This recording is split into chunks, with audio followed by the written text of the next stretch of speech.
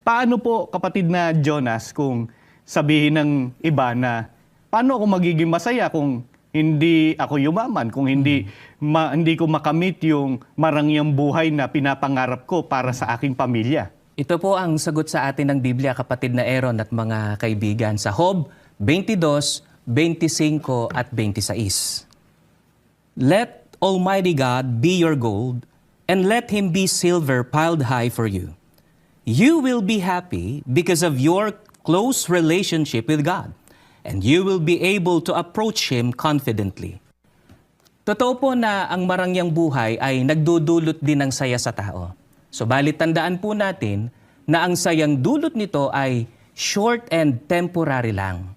Kaya ang dapat sikapin ng tao, ayon nga po sa Biblia, ay magkaroon ng close relationship with God. Opo, pero ano po ang dapat gawin ng tao upang magkaroon siya ng close relationship o maging malapit siya sa ating Panginoong Diyos? Ang sabi po sa talatang binasa natin, kapatid na Aaron, let Almighty God be your gold and let Him be silver piled high for you.